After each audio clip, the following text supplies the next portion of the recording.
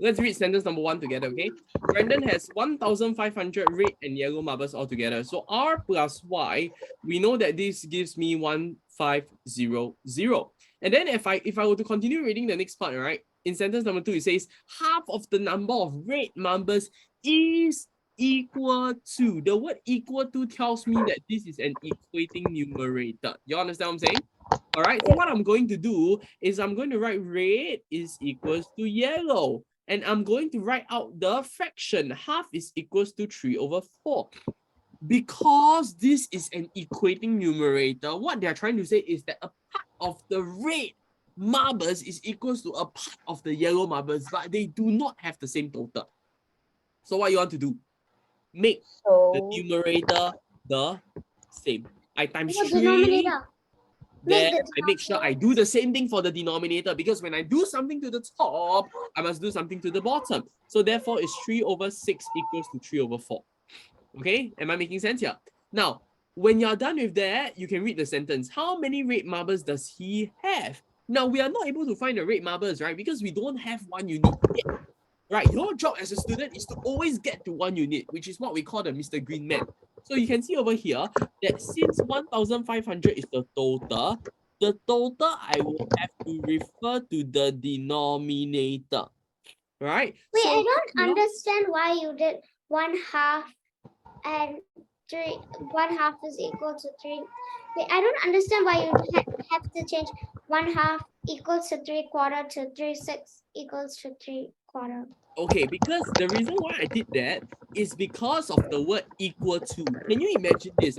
If I say that something is equal to, but yet the fraction, there's nothing in the fraction that is equal to. So you see, over here, sentence number 2 says half of the number of red marbles is equals to 3/4 of the number of yellow marbles. When I write half is equals to 3/4, it doesn't make sense at all. You realize that?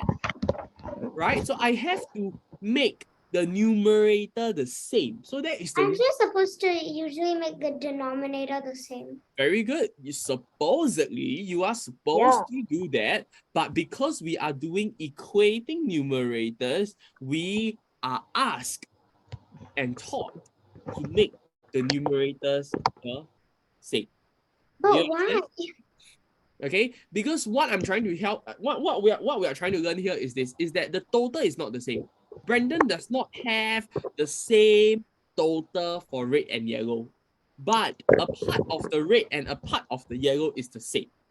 You understand what I'm saying? Just like how just now we use the stationery, the pens analogy, correct or not? I only have 5. Anushka, you have 3.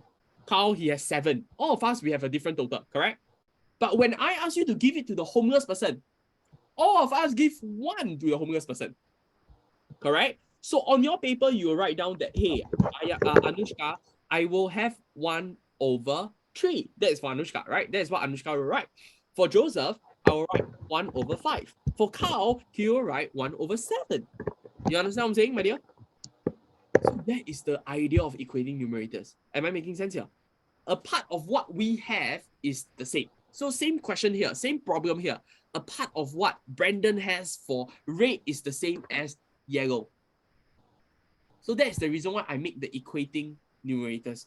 When do you know it is equating numerators? You read the question, when you see the word equal to, and when you see fractions and fractions. Am I making sense here, Anushka?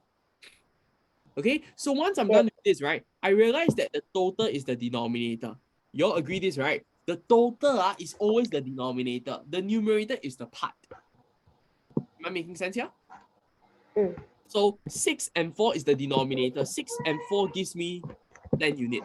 What I'm trying to tell you is that 10 unit is actually equal to 1,500. We can find 1 unit quickly. We just cancel the 0 over here.